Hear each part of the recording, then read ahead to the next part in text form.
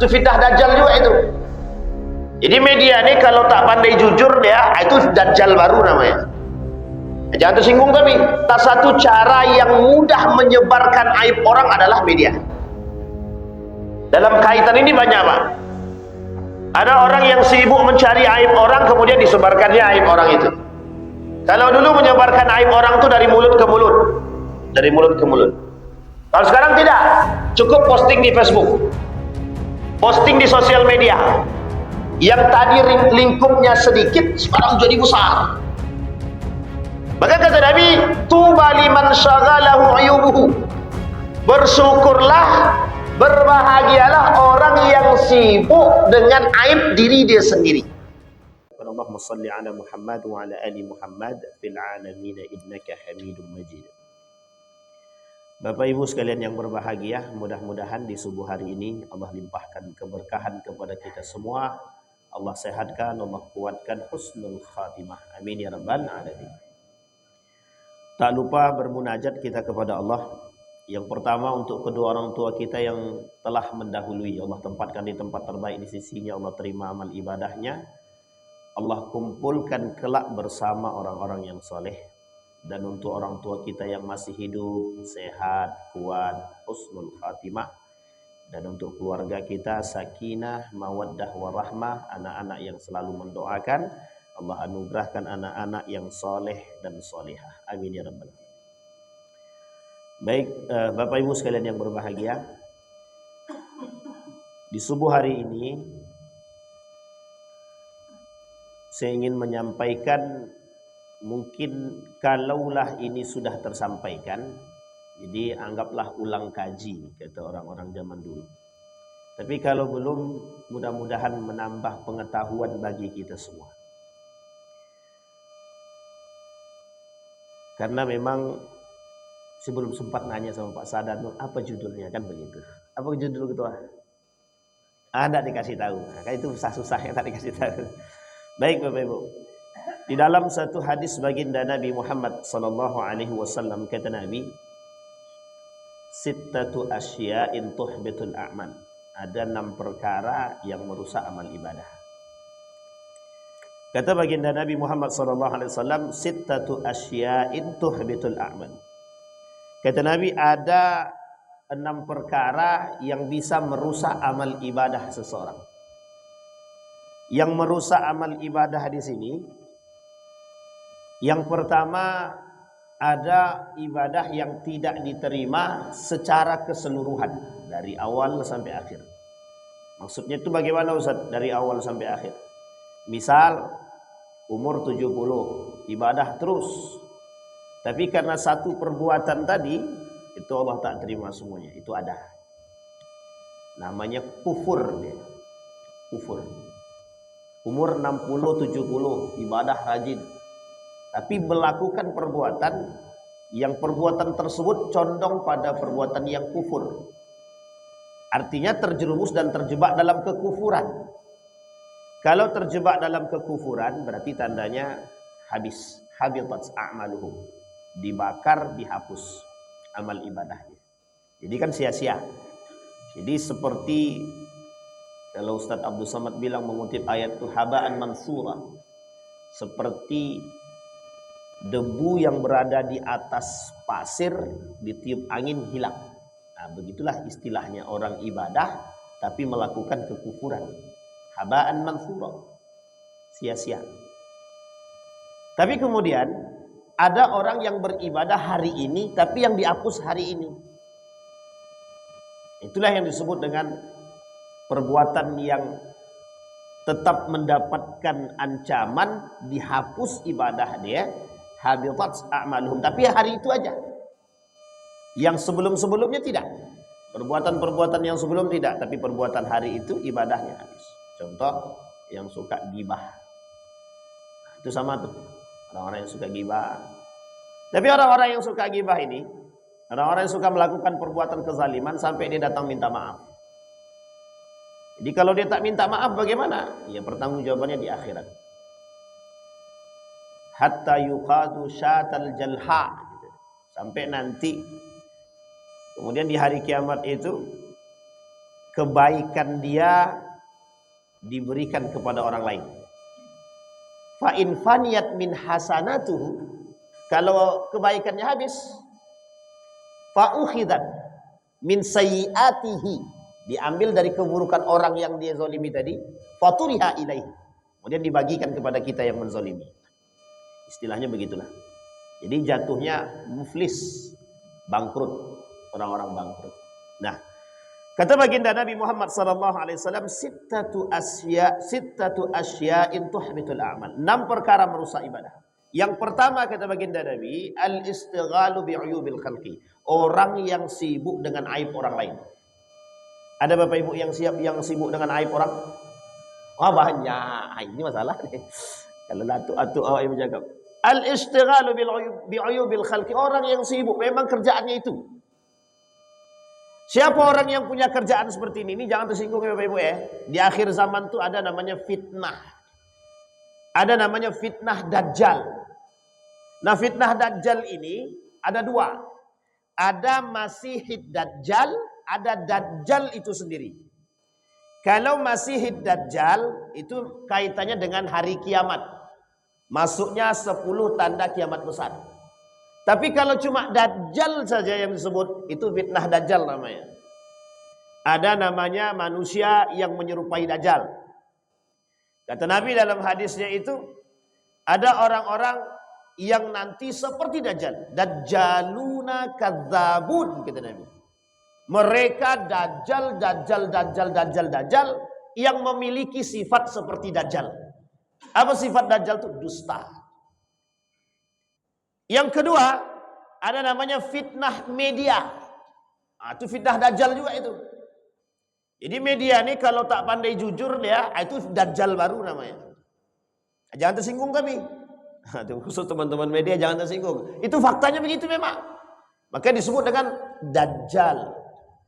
Ada seorang ulama menuliskan dalam kitabnya itu, salah satu fitnahnya generasi muda. Salah satu fitnah generasi muda di akhir zaman. Satu di antaranya adalah fitnah media itu. Yang beliau sebutkan itu fitnahnya Dajjal. Nah, salah satu hari ini, media atau salah satu cara yang mudah menyebarkan aib orang adalah media. Dalam kaitan ini banyak Pak. Ada orang yang sibuk mencari aib orang, kemudian disebarkannya aib orang itu. Kalau dulu menyebarkan aib orang itu dari mulut ke mulut. Dari mulut ke mulut. Kalau sekarang tidak, cukup posting di Facebook, posting di sosial media. Yang tadi lingkupnya sedikit, sekarang jadi besar. Itu fitnah. Itu fitnah akhir zaman begitu. Sehingga kata Nabi, al-istighalu bi'uyubil khalqi, orang yang sibuk dengan mencari aib orang lain. Penyakit ini sampai akhir zaman, sampai kiamat tidak akan selesai. Yang harus diselesaikan itu adalah bagaimana diri kita menanggapi kasus seperti ini. Mensikapi kasus seperti ini. Kenapa? Karena posisi aib yang tadi itu, orang tuh senang cari aib orang tuh senang. Apalagi orang tersebut yang tidak dia sukai, yang dia benci. Oh, senang kali. Oh, awas kok ya. Oh, semalam kan? Tahu dia. Ini nih, ibu nih yang kemarin nih kan, awas lah nanti. Aku cari. Untuk apa dia cari aib orang? Untuk mencari titik kelemahan orang. Maka kata Nabi, tuba liman syaghalahu ayubuhu. Bersyukurlah, berbahagialah orang yang sibuk dengan aib diri dia sendiri. Tapi poin ini harus digarisbawahi, Pak. Apa yang harus digarisbawahi? Yang harus digarisbawahi, hari ini orang sibuk dengan aib diri dia sendiri, tapi sibuk diposting. Nah, ini dia masalah kita sekarang. Orang sibuk dengan aib diri dia, tapi sibuk diposting. Rumah tangga dia berantakan, diposting. Aku sudah bercerai, suamiku tidak pernah mau bekerja. Coba bayangkan coba. Artinya dia buka aib. Aib siapa yang dia buka? Aib keluarga dia. Apa kata baginda Nabi Muhammad SAW? Kata Nabi, orang yang membuka aib keluarga dia terlaknat. masuk dalam kategori dosa besar. Orang yang suka menebar aib rumah tangga. Kau tahu tak, suami aku tuh tak mau kerja, dia malas dia. Itu haram tuh. Ibu-ibu yang bilang begitu dosa dia. Sampai dia minta maaf sama suaminya itu. Sama suami juga begitu. Kau tahu tak, istri aku tak pindah masak, tak pandai masak. Yang dimasak tuh kangkung, rupanya bukan kangkung, ubi. Masa nggak bisa perempuan membedakan mana kangkung mana ubi kan? Tapi kalau itu benar terjadi, menjadi aib bagi seorang istri yang disebarkan, berdosa suaminya. Makanya Bapak Ibu, istilah rumah tangga itu harus sangat-sangat sensitif. Yang boleh tahu rumah tangga Anda dengan suami dan Allah, cukup. Jadi seolah-olah orang tidak tahu, Pak. Tidak tahu apa yang terjadi dalam rumah tangga kita, tuh orang tidak tahu. Di dalam berantem, di luar baik. Harus begitu, harus. Nah sekarang, zaman sekarang ini, itu zaman yang sangat-sangat canggih. Apa canggihnya? Manusia hari ini tuh harus tidak normal. Kenapa harus tidak normal? Karena manusia hari ini dituntut untuk bisa menjadi manusia yang abnormal. Tidak normal. Contoh, Nabi bilang, jangan sebarkan aib rumah tangga. Dia bilang, sebarkan aja. Bahkan justru menggunakan media untuk menyebarkan. Kita ambil contoh kasus. Ada enggak pelaku yang suka menyebarkan aib begitu? Dipertontonkan. Kalau Bapak Ibu mau lihat, tontonlah di televisi. Itulah kerjaan hari ini. Semua yang ditampilkan tentang aib rumah tangga. Uniknya pelakunya mau. Senang dia, aku terkenal. Terkenal dalam keadaan mohon maaf aib yang tersebar tapi dosa. Inilah kasus sekarang Bapak Ibu. Makanya kenapa sekarang ini manusia sekarang itu pengen populer tapi dengan maksiat. Pengen populer dengan maksiat. Itu fitnah. Itu namanya fitnah akhir zaman. Kenapa harus begitu? Karena dengan cara begitu mudahnya Pak. Biar terkenal itu. Jadi sekarang ini begitu dia. Contoh, ada perempuan yang suka mengumbar aib. Bapak Ibu sekarang ini pokoknya kalau bisa yang bapak-bapak atau ibu-ibu pegang HP, cari aplikasi yang bisa kontrol. Kalau bisa jangan sampai video-video singkat orang-orang yang telanjang-telanjang itu masuk. Serius Pak. Ketika serius. Coba tanya sama teman-teman media ini. Kalau Bapak buka Facebook, buka TikTok, buka apapun lah. Mesti banyak perempuan yang jual diri. Mesti banyak perempuan yang jual diri. Tujuannya cuma piti Pak. Kalau dulu ada orang mohon maaf prostitusi dia, jual diri dia sangat hina sekarang. Kalau sekarang bahagia orang Pak. Bahagia jual diri itu bahagia. Itu apakah itu bagian daripada aib? Aib Pak. Tapi mereka senang. Bahagia, populer. Coba bayangkan. Dibuatlah sesuatu yang isu-isu. Dia bercerai, suaminya selingkuh. Ini karena tidak populer. Tapi karena disampaikan jadi populer dia Pak. Jadi masyhur, terkenal. Pokoknya aku harus cerai dengan suami aku. Setelah terkenal, aku mau jadi istri kedua. Kan bayangkan tuh. Begitulah modelnya sekarang. Tapi Bapak Ibu mereka tidak memandang. Pakaiannya jilbab, suaminya baik. Tapi mereka tak pandang. Apakah itu salah dalam agama atau tidak? Seorang ulama menuliskan dengan judul artikelnya begini. Aib rumah tangga yang disebarkan. Bagian daripada dosa. Nah sekarang Bapak Ibu kita kembalikan kepada poin tadi. Al-ishtighal bi'uyubil khalqi. Sekarang pertanyaannya orang bukan sibuk mencari aib orang lagi. Tak perlu dicari, dia pun sudah mengumbarkan sendiri aibnya Pak. Sudah dia umbar sendiri. Jadi tidak perlu lagi kita ini sibuk mencari aib orang. Kalau pengen tahu aib orang udah cukup.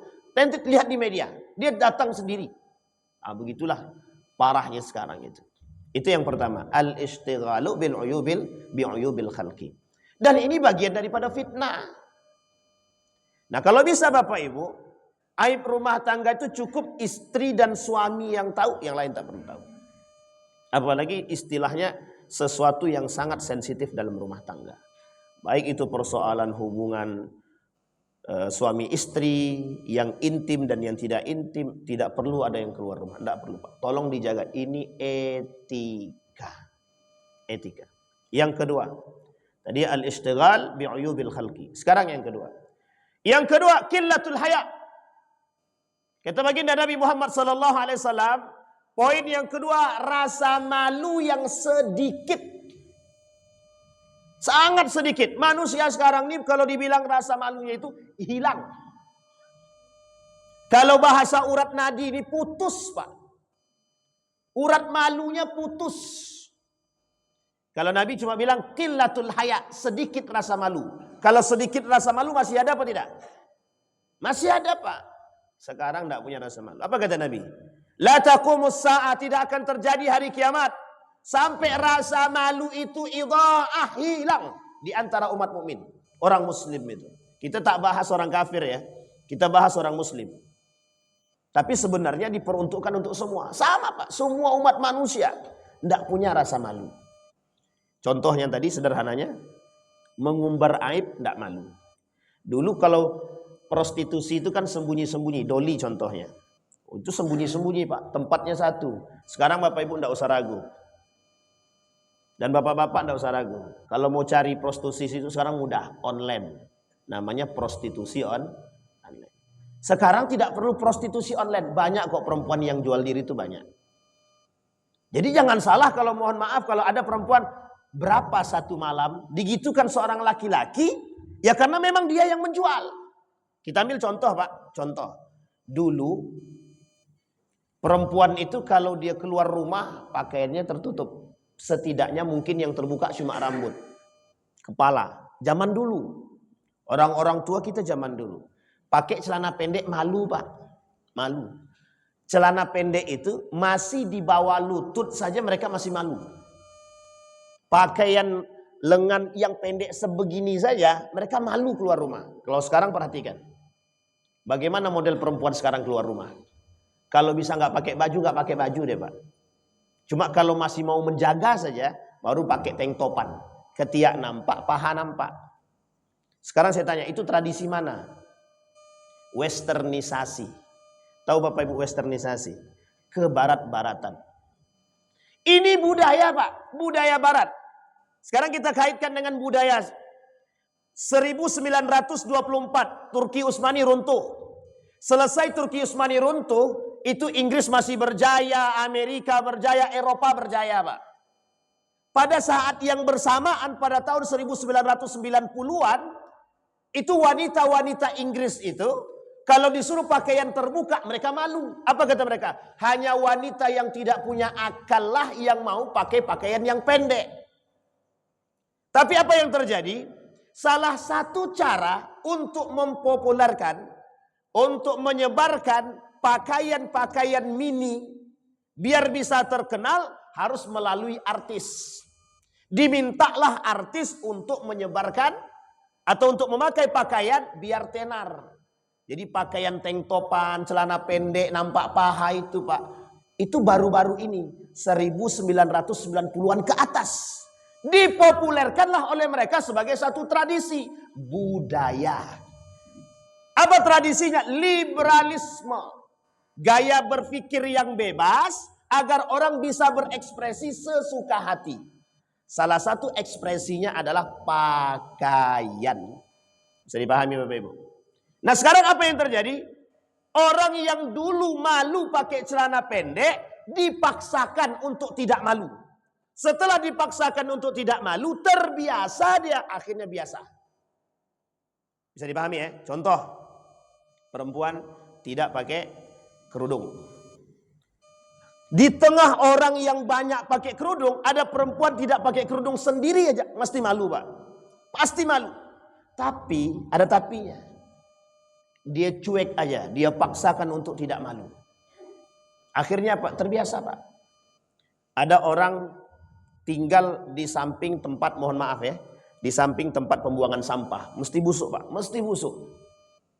Tidak ada yang bilang kalau tempat itu tidak busuk itu tidak ada, pasti busuk Pak. Tapi karena dia tinggal di situ, tidak ada tempat lain untuk tinggal selain di situ. Mau tidak mau dia pasti tinggal di situ. Yang pertama. Yang kedua, apa yang akan dia lakukan? Membiasakan diri terbiasa dengan bau busuk. Dan pada akhirnya biasa. Kalau sudah biasa apa yang terjadi?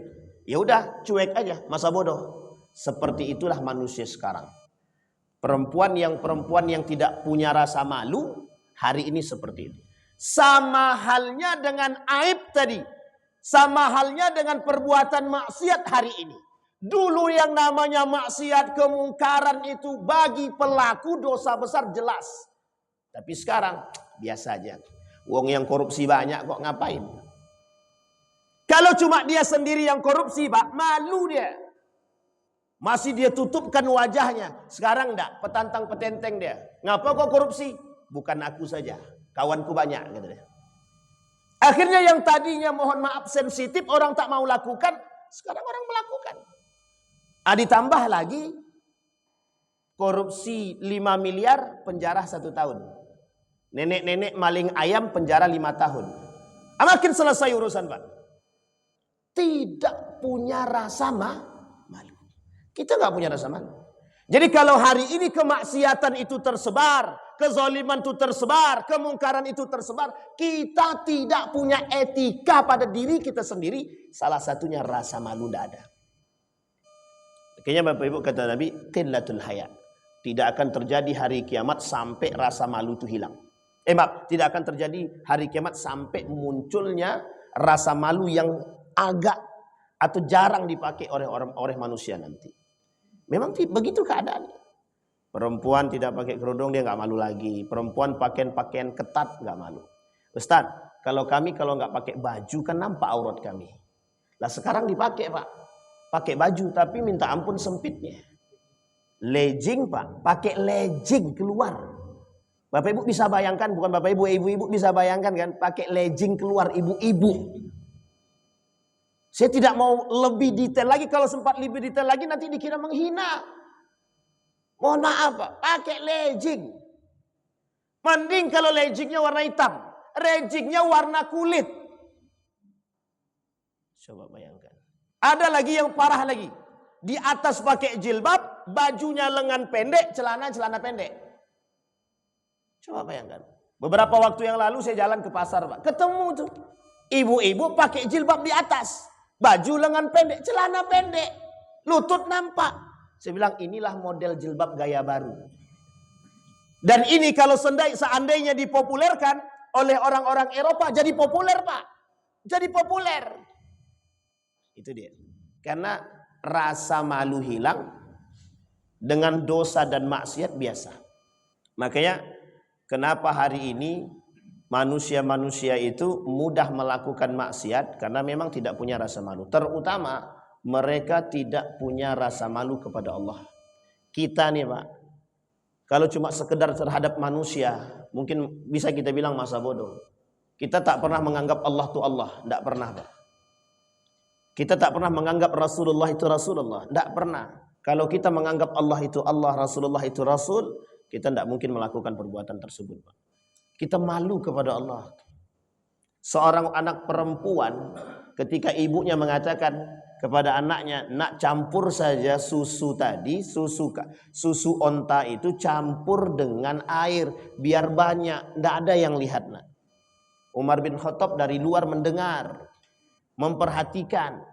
Apa kata anaknya? Tidak, Bu, sekali-kali tidak akan kulakukan. Nak, kita tak punya banyak pilihan. Cuma itu pilihannya biar jualan susu kita ini semakin banyak. Dan orang banyak mau membeli. Sementara onta kita susunya sedikit. Caranya biar banyak kita dapat, dicampurlah dengan air. Apa kata anak tadi? Sekali-kali tidak. Sekali-kali tidak. Apa kata Umar bin Khattab dari luar? Kuat sekali iman anak ini. Sehingga Umar bin Khattab pulang. Kemudian waktu anak tersebut dilamar oleh Umar bin Khattab, dijadikan menantu. Bapak Ibu bayangkan, apa kata anak itu tadi? Orang tidak melihat, Bu, tapi Allah melihat. Ada enggak manusia sekarang seperti itu? Makanya istilah itu sekarang di akhir zaman, orang yang seperti ini itu disebut dengan gharib, orang aneh. Maka kata Nabi dalam hadisnya, Bada'al Islam gharib wa sayaudu kama bada'al gharib. Islam itu tumbuh dengan keanehan, maka akan hilang dalam keanehan. Aneh bagi siapa? Aneh bagi umat muslim. Hari ini umat muslim aneh dengan syariat Islam. Hari ini umat muslim aneh dengan nilai-nilai keislaman. Dulu salah satu nilai keislaman itu adalah pakai kerudung, pakai jilbab, berpakaian yang sopan. Hilang Pak, terkikis sedikit demi sedikit. Orang Melayu pada masanya pakaiannya pakaian gamis Melayu. Pakai kerudung, pakai apa bahasa bajunya, baju Melayu itu ya, baju kurung. Laki-laki pakai baju kurung, perempuan pakai baju kurung Pak. Bangga mereka. Adat istiadat yang menutupi aurat. Sekarang tidak. Selagi ada celana lepis jin hantu belau itu dipakai semua. Celana jin pun dipakai, bayangkan. Dan mereka nggak takut Pak. Ini poin penting Pak. Apa masalahnya? Masalahnya itu tadi. Kita sedang melakukan perbuatan satu saja. Normalisasi maksiat. Apa namanya bahasanya Bapak Ibu? Normalisasi. Maksudnya adalah kita hari ini membiasakan melakukan perbuatan dosa yang sesungguhnya dalam agama tidak biasa. Maka kata Nabi, ada kelompok muncul. Apa kelompok yang muncul itu? Mereka sudah tidak kaku dengan dosa. Siapa mereka? Ya pelaku maksiat sekarang. Minum khamar di depan orang berpuasa. Minum khamar di depan orang berpuasa. Kira-kira ada yang aneh nggak dari kalimat itu? Ada nggak yang aneh dari kalimat itu? Kalau cuma makan nasi, minum air biasa di depan orang berpuasa, itu sering kita temukan Pak. Tapi minum khamar di depan orang berpuasa, apa maksudnya? Pelecehan terhadap agama. Pelecehan terhadap nilai agama. Bahkan ada artis yang mengatakan, hei Tuhan, mana Tuhan itu? Aku lihat, saksikan, aku sedang berzinah, kata dia. Tuhan yang ditantang Pak. Itu manusia sekarang. Perbedaannya kita, perbedaannya manusia sekarang dengan wanita tadi langsung menentang Tuhan. Kalau kita tidak, menentang secara diam. Kita tak berbicara, tapi kita terus melakukan kemaksiatan. Kita ambil contoh sederhana saja Pak. Bapak Ibu, ketika pilkada kemarin, pilkada, pilpres dan pilpil yang lain terserahlah ya. Itu ada bahasan begini. 100.000 ke bawah tidak suap. 100.000 ke atas baru suap. Sekarang saya tanya Bapak Ibu, dalam Islam 100.000 ke bawah yang tidak dikatakan suap itu dalam Islam suap enggak? Tetap suap. Itu apa? Normalisasi maksiat. 100.000 ke bawah tidak suap. Disebarkan, dipopulerkan. Ada salah satu calon anggota dewan, calon tapi legislatif. Dia bilang begini, Ustaz, dalam aturan itu 100.000 ke bawah itu enggak suap Ustaz. Jadi kalau mereka mau belikan makanan jilbab yang tak sampai harga 100.000 tidak ada masalah. Saya bilang, Anda termasuk salah satu yang mempopulerkan maksiat. Kalau Anda lakukan, saya menjadi saksi di hari kiamat. Anda yang merusak nilai-nilai agama. Diam dia Pak. Nah kita harus berlawanan dengan orang yang seperti ini. Kita diminta memaklumkan perbuatan dosa yang mereka buat. Coba bayangkan. Sama halnya dengan sekarang. Ustaz, tidak apa-apa mereka tidak pakai jilbab Ustaz. Nanti mereka jilbab sendiri itu. Jadi kita sekarang nih dituntut untuk berlemah lembut dengan pelaku maksiat. Udah Ustaz, tidak apa-apa Ustaz, dia main judi. Nanti dia sadar sendiri tuh. Nanti dia sadar sendiri. Kalau sedang main judi dia mati. Sedang main judi mati, kapan sadarnya? Ustaz tidak Tuhan Ustaz. Betul, kita tidak Tuhan. Tapi kita punya potensi yang besar untuk saling mengingatkan antara satu dengan yang lain. Apa kata Nabi? Yang hilang di akhir zaman nomor 2. Hilangnya simpati manusia dengan manusia sesama muslim. Itu yang terjadi sekarang. Jadi kalau maksiat itu tersebar wajar Pak. Karena kita melihat maksiat, udahlah nanti dia sadar sendiri. Udahlah dia nanti sadar sendiri. Akhirnya mohon maaf Pak. Begal makin banyak. Tukang rampok makin banyak, pezinah makin banyak, tukang minum khamar makin banyak. Makin banyak. Jualan khamar tuh terang-terangan hari ini Pak. Dulu orang jualan khamar tuh sembunyi-sembunyi. Cari tempat, pokoknya masuk ke toko tuh enggak ada yang nampak. Sekarang enggak Pak, bir bintang katanya, ditaruh di depan. Coba bayangkan itu. Lah kita nggak bisa berbuat apa-apa. Pas kita mau berbuat, oh kami bayar kok, kami bayar pajak lagi. Nah, hati-hati Pak. Pajaknya minuman keras masuk ke mana? Coba tanya sama pemerintah, ada enggak mereka ngambil pajak minuman keras? Kalau ada, ya hati-hati. Nanti masuk ke gaji, campur Pak. Bisa dipahami Bapak Ibu ya. Jadi kita punya kekhawatiran yang besar. Jadi kalau kita berbicara tentang hal tersebut, rasa malu wajar. Memang itu kondisi kita hari ini. Kita dituntut untuk tidak malu terhadap dosa. Itu yang kedua. Sekarang yang ketiga. Tadi yang pertama al-ishtighal bi'uyubil khalqi. Yang kedua qillatul haya. Yang ketiga hubbud dunya, cinta terhadap dunia. Sekarang perhatikan Bapak Ibu. Kata baginda Nabi Muhammad sallallahu alaihi wasallam, ada satu penyakit yang kelak di akhir zaman masuk dalam tubuhnya manusia. Kata Nabi, umat muslim itu banyak sekali, tapi mereka lemah sangat. Kata Nabi, kata para sahabat, apa yang membuat kita lemah itu apa? Umat muslim lemah itu apa? Kata Nabi, kelak umat muslim terjangkit satu penyakit, namanya wahnun. Apa itu wahnun kata Nabi? Hubbud dunya wa karahiyatul maut. Cinta dunia dan benci akan kematian. Satu. Ali bin Abi Thalib bilang begini dalam syairnya. Kata Ali bin Abi Thalib itu, cinta terhadap dunia merusak amal ibadah. Cinta terhadap dunia merusak amal ibadah. Sekarang Bapak Ibu, kalau kita bahasan hubbud dunia saja itu terlalu umum. Apa identik simbol cinta terhadap dunia itu, apa identiknya? Simbolnya cinta terhadap dunia itu apa? Harta. Orang banyak harta itu diidentikan pada dunia. Ulama semua sepakat Pak, ketika berbicara tentang dunia, hubbud dunia, itu mesti berbicara tentang harta. Harta, kekuasaan, wanita, kelezatan dunia. Kata Nabi, zahratud dunia laisat min barakatid dunia. Bukan keberkahan, tapi barakatid dunia di sini kata Nabi adalah kenikmatan dunia, lazzatud dunia. Apa lazzatud dunia tadi? Itulah yang tadi kita sampaikan. Persoalan harta, persoalan tahta, persoalan wanita. Semua di belakangnya. Sekarang kita lihat satu saja. Tahta, kekuasaan. Ada istilah kursi panas, rebutan. Orang rebutan kursi legislatif. Mau kursi gubernur, kursi bupati, kursi camat, dan kursi, semua kursi lah pokoknya. Kursi itu kan benda mati. Jadi orang yang hidup nih memperebutkan kursi benda mati. Misal ada yang mau jadi camat. Pokoknya aku harus jadi camat. Gimana caranya? Terserahlah. Suaplah pemerintah. Disuap sekian juta untuk jadi duduk di kursi camat. Legislatif, pokoknya rebutan semua. Ada 10 orang Pak yang mau duduk jadi anggota dewan. 10 orang, 10-10-nya akan berlomba-lomba. Terserah mengeluarkan duit berapa miliar hanya untuk duduk di kursi tadi.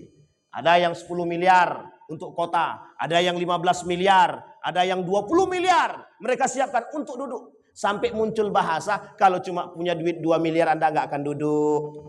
Coba bayangkan. Baik, kita kembalikan Pak. Itulah dunia. Sekarang pertanyaannya sederhana. Sederhana saja. Halalkah, haramkah? Halalkah, haramkah? Sehingga mohon maaf Pak. Mohon maaf betul. Manusia hari ini persoalan halal haram nomor sekian. Mending kalau nomor 2 Pak. Nomor sekian. Jadi mereka tak pernah berpikir lagi secara mendalam tentang halal dan haram. Kalau dia halal, pokoknya Ustadz mau halal mau haram terserah. Sampai muncul bahasan begini. Ustadz, asal Ustadz tahu, kalau semuanya main suap, kalau aku tidak main suap, aku tidak akan duduk. Bisa dipahami Bapak Ibu ya? Kalau aku tidak suap, aku tidak akan duduk. Semuanya main suap. Mayoritas muslim semua. Mayoritas muslim semua pemain suap. Kemudian muncul kita muslim juga mau ikut suap-suapan.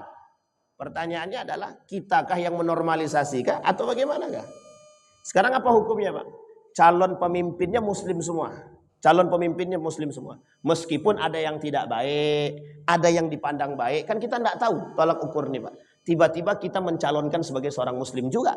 Pertanyaannya, dalam semua orang-orang yang muslim ini, boleh tidak kita main suap di situ? Boleh tidak kita main suap di situ? Tidak boleh Pak. Semuanya kafir, kita doang yang muslim. Dan semua orang kafir nih main suap. Boleh enggak kita main suap di situ? Ikhtilaf para ulama. Bukan membolehkan, tapi salah satu strategi untuk mendapatkan harus begitu. Tapi ini tidak Pak, muslim semua. Sudah muslim semua, kita yang main. Apa yang kita hasilkan? Haram. Yang kedua, cara orang mendapatkan duit hari ini. Mereka tidak pikir Pak, yang penting kami punya duit Ustaz. Anak istri kami makan, mau halal nih mau haram tak urusan. Sekarang saya tanya Pak, seberapa pentingnya halal haram itu bagi kita umat mukmin ini? Saya tanya Bapak Ibu, seberapa pentingnya halal haram itu bagi kita? Seberapa penting Bu? Kalau sangat penting, pernahkah kita memperhatikan yang kita makan di rumah itu halalkah, haramkah, subhatkah? Coba tanyakan. Bagi ibu-ibu, sangat baik sekali. Bahkan dianjurkan mempertanyakan kehalalan yang diberi oleh suami. Bang, duit yang abang dapat dari mana? Halalkah, haramkah? Kalau ngamuk suaminya, berarti suaminya nggak punya iman. Harus begitu, harus. Karena sekarang ini kalau kita tidak berpikir tentang kehalalan, keharaman, ya mohon maaf Pak. Kalau doa kita nggak dijawab, ya wajar. Oh gimana mau dijawab orang yang dimakan haram semua? Jangankan semua Pak, satu yang haram saja kata Imam Al-Ghazali mempengaruhi 9 yang halal. Satu yang haram mempengaruhi 9 yang halal. Apa kata Nabi? Sayati 'alan nasi zamanun la yubali bima akhadha minal halal am minal haram. Nanti akan datang satu masa kata baginda Nabi Muhammad sallallahu alaihi wasallam, manusia tidak lagi berpikir tentang halal dan haram. La yubali bima akhadha.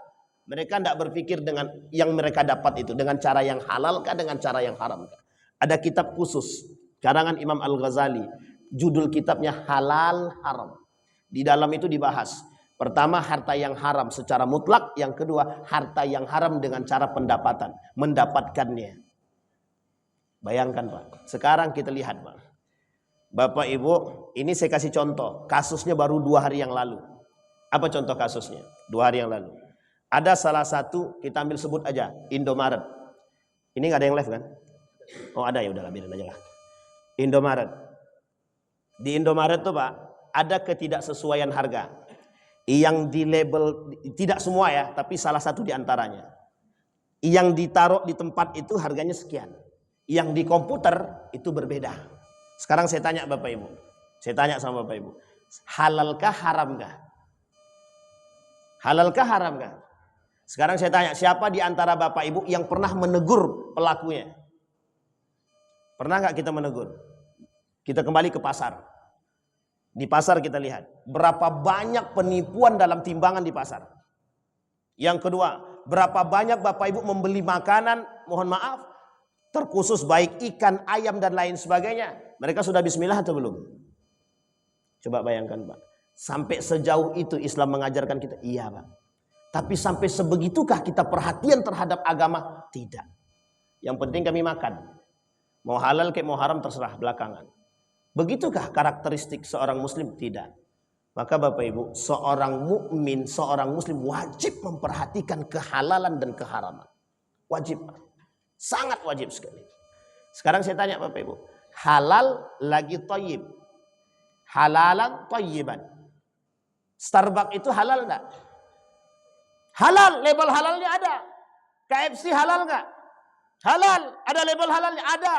McDonald halal enggak? Halal, ada label halalnya, ada. Pertanyaannya baik enggak? Thayyib enggak? Bisa dipahami Bapak Ibu. Aqua, Denon, halal enggak tuh?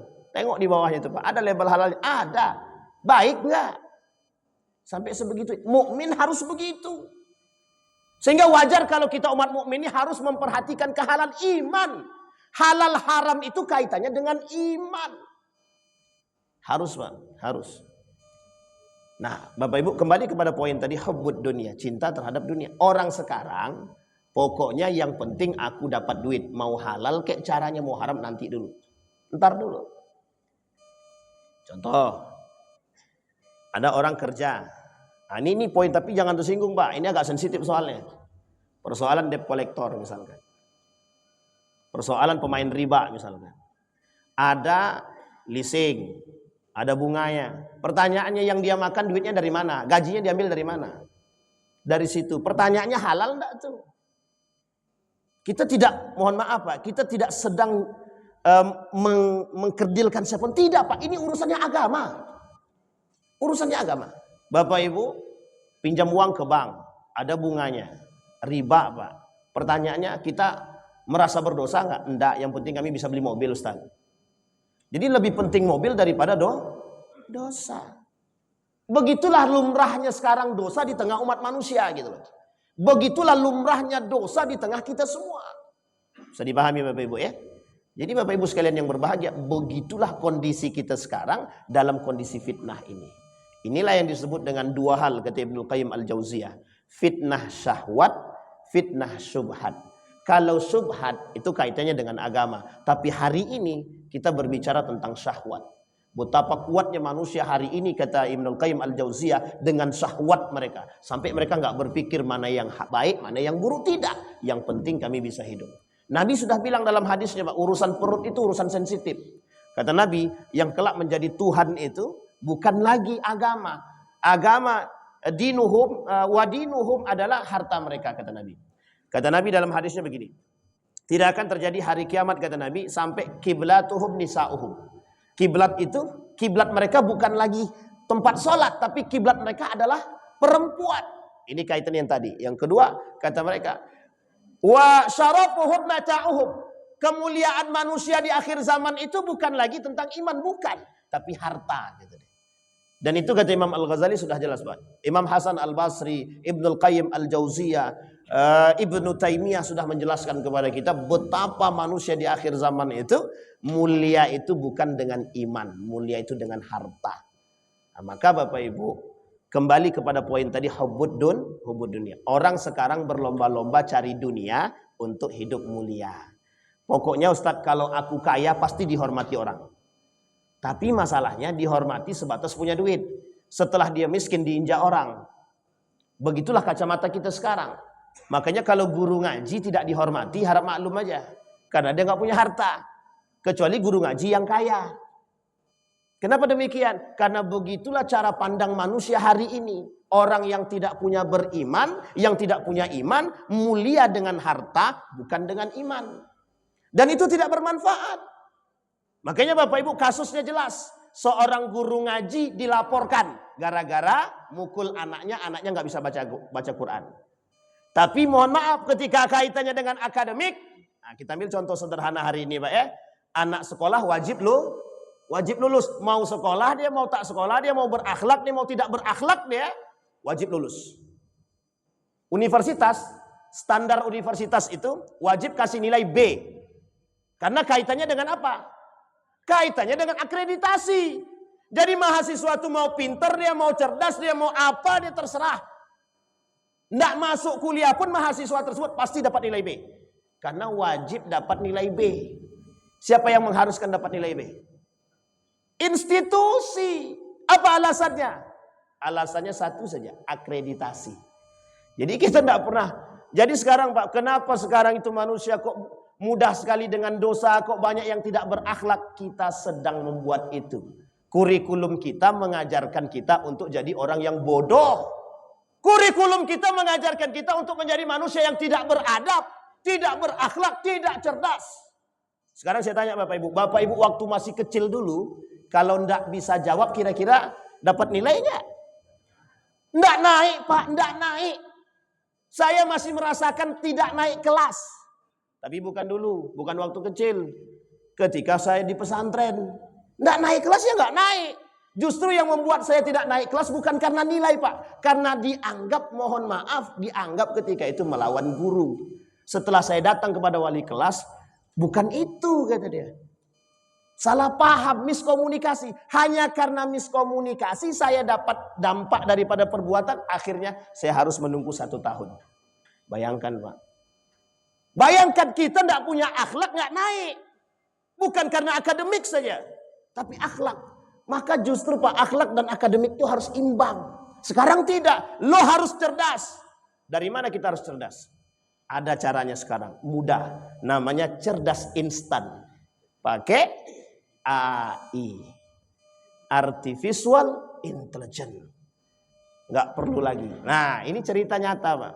Seorang dosen perempuan di salah satu universitas di Riau itu. Dikasih tugas sama mahasiswanya. Setelah dicek kok semua mahasiswanya jadi pinter.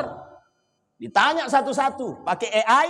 Iya Bu. Pakai AI? Iya Bu. Satu kelas pakai AI semua. Nggak perlu belajar.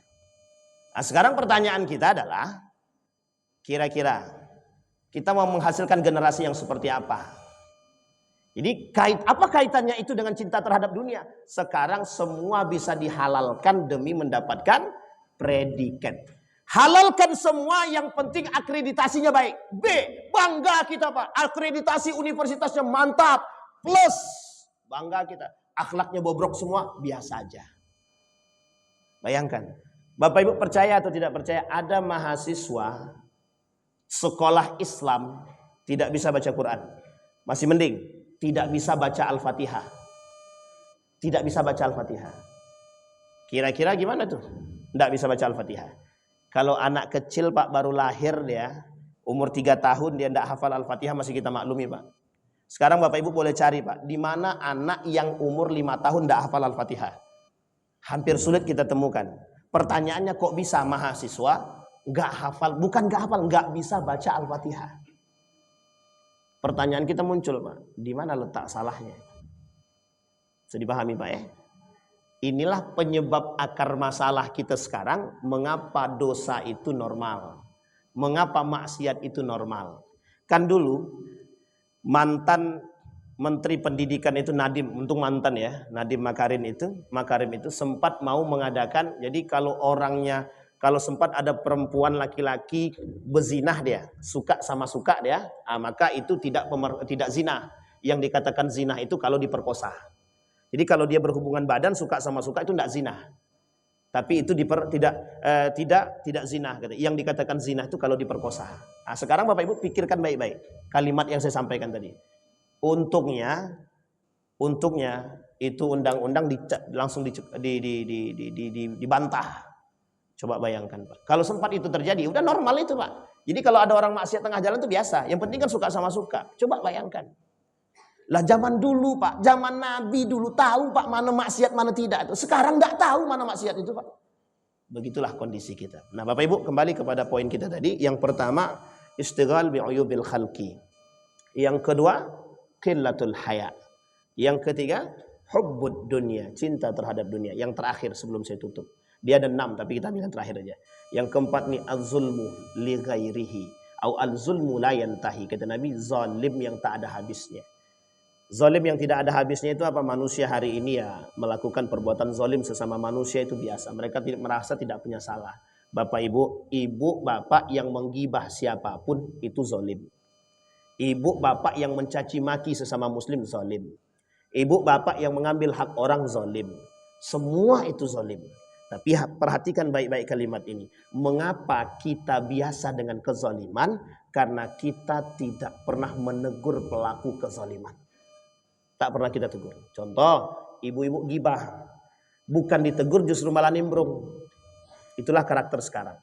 Oh bapak-bapaknya bagaimana? Dulu bapak-bapak tak mau gibah. Sekarang bapak-bapak lebih parah daripada ibu-ibu gibahnya. Na'udzubillah itu mana? Na'udzubillah. Itu zalim Pak. Ada zalim yang paling sederhana dilakukan oleh umat manusia hari ini.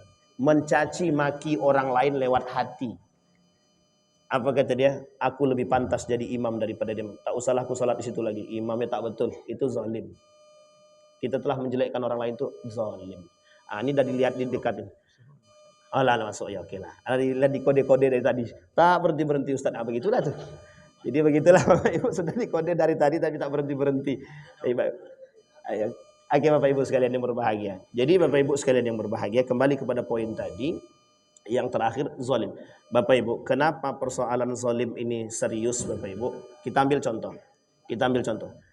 Orang sekarang, kita terlalu sulit untuk mengucapkan dosa neraka terhadap umat muslim.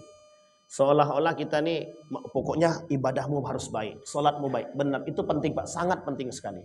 Tapi orang zaman dulu, Pak, orang zaman dulu ketika disebutkan dengan dosa, ketika dibuatkan, digambarkan api neraka, oh rasa takutnya timbul, Pak. Gara-gara itu tak ada lagi sekarang, tak disebutkan neraka, tak disebutkan lagi, tak berani, Pak. Kenapa begitu? Tak disebutkan dosa, tak. Akhirnya yang terjadi apa? Sudah biasa kita dengan perbuatan kezaliman tersebut. Buktinya pelaku-pelaku kezaliman itu, kita ambil contoh saja, contoh-contoh, ini contohnya. Yang 290 triliun itu, apa pernah dia merasa berdosa? Enggak pernah, Pak. Bangga aja dia senyum-senyum aja dia masuk penjara itu. Karena yang dikembalikan itu berapa triliun? Yang dikembalikan berapa triliun? Sisanya kemana? Ya nggak tahu, Pak, kemana? Sekarang saya tanya Bapak Ibu, bagaimana pertanggungjawaban dia di akhirat? Manusia hari ini dituntut dengan akal, bukan dengan iman. Tuntutan manusia sekarang akal. Allah, surga dan neraka itu iya kalau ada, kalau enggak ada? Iya kalau ada surga dan neraka, kalau enggak ada? Bisa dipahami Bapak Ibu maksud saya ini Bapak Ibu ya? Jadi cara menormalkan maksiat itu begitu. Dinalar dengan akal. Sehingga ketika tidak masuk dalam akalnya ya udahlah biarin aja lah. Toh bukan aku sendiri. Nanti kan masuk nerakanya barang-barang. Ya barang-barang kok pelakunya banyak. Tidak mungkin 290 triliun itu makan sendiri. Mesti makannya barang-barang kan. Nah sekarang pertanyaan siapa yang makan? Ya wallahu alam kita nggak tahu siapa yang makan. Artinya masuknya barang-barang. Nah jadi Nabi sudah isyaratkan dalam hadisnya begitu. Sebelum sikit lima ya. Dalam Nabi isyaratnya begini kata Nabi. Ada seorang pemuda menghidupkan api. Ketika istauqada nara, ketika pemuda tersebut menghidupkan api, ada binatang melata mendekat. Ketika binatang melata itu mendekat, nah pemuda tersebut ditariknya satu-satu. Kata pemuda tersebut pada binatang tadi, jangan kalian dekatin api. Ditarik Pak satu-satu sama pemuda tersebut. Kata Nabi, begitulah permisalan aku dengan umatku, kata Nabi. Permisalan Nabi dengan umatnya begitu. Aku kasih kalian jalan menuju surga, kalian pilih neraka, kata Nabi. Sudah aku tarik jangan ke neraka, kata Nabi, kalian ke neraka juga, kata Nabi. Sudah aku tarik kalian untuk jangan ke neraka, kalian tarik masuk juga ke neraka. Bayangkan tangan Nabi cuma dua. Nabi menarik sedikit demi sedikit. Sementara yang menuju neraka itu banyak. Sampai hari ini neraka jadi permainan. Oi, perhatikan, di sini panas loh, tapi panasnya nggak seberapa. Ini buktinya kami masih bisa hidup. Dimain Pak, jadi mainan. Neraka jadi mainan. Artinya mereka mengatakan menormalisasikan neraka. Nggak usah takut dengan neraka. Akhirnya apa yang terjadi hari ini? Nggak ada yang takut dengan neraka, Pak. Bapak Ibu, dampak dari perbuatan kezaliman terhadap manusia kalau tidak bisa diselesaikan di dunia, maka semua kebaikan-kebaikan yang dia lakukan akan diberikan kepada orang yang dizalimi. Dan kalau habis kebaikannya yang tadi kita sampaikan di awal, fa in faniyat min hasanatihi, kalau habis kebaikannya, fa ukhidat min sayyiatihi faturiha ilaih. Kebaikan keburukan orang yang kita zalimi, keburukan orang yang kita zalimi diberikan kepada orang yang menzalimi. Inilah istilah dalam hadis disebut dengan muflis, bangkrut. Cuma kita tidak mau tahu dengan begitu. Nah, Bapak Ibu sekalian yang berbahagia, inilah yang disebut oleh Nabi sittatu asya'in tuhbitul a'mal. Dan perbuatan yang kita lakukan yang 4 tadi yang kita sampaikan tadi, kalau kita melakukan itu memang tidak menghapus secara keseluruhan. Kalau dia gibah sampai dia minta maaf. Kalau dia gibah sampai dia minta maaf. Ibu-ibu yang pernah gibah orang lain, bapak-bapak yang pernah menzalimi siapapun, selesaikan di dunia. Urusan manusia harus diselesaikan di dunia. Urusan di akhirat diselesaikan di akhirat. Kalau tak selesai di dunia, baru diuruskan di akhirat. Caranya menyelesaikan bagaimana? Kayak tadi Pak. Masyhur hadisnya, sahih hadisnya. Banyak hadisnya berbicara dengan demikian. Kalau tak selesai di dunia, cara menyelesaikannya di akhirat. Bagaimana caranya? Diambil kebaikannya, diberikan kepada orang yang dizalimi. Kalau habis kebaikan yang menzalimi tadi, keburukan orang yang dizalimi diberikan kepada orang yang menzalimi. Mohon maaf, terbalik. Kebaikan orang yang menzalimi diberikan kepada orang yang dizalimi. Kalau habis keburukan orang yang dizalimi diberikan kepada orang yang menzalimi. Istilah cerita bangkrut dia. Nah, jadi Bapak Ibu sekalian yang berbahagia, saya hanya berharap kepada kita semua, jadilah orang yang tidak menormalisasikan kemaksiatan. Jadilah orang yang bisa memberikan benteng kepada siapapun. Dan terakhir sebelum saya tutup Bapak Ibu, nasihat itu dalam agama itu nasihat. Untuk siapa? Untuk semuanya Pak. Jadi kita nih wajib menasehati siapapun yang melakukan kezaliman, kemaksiatan, dosa. Wajib. Wajib. Kalau kita tidak lakukan, kita dosa. Bisa dipahami Bapak Ibu? Timbulkan perhatian kita sesama muslim, karena sudah saatnya kita soleh bersama, bukan soleh sendiri-sendiri. Mudah-mudahan ada manfaat bagi kita semua.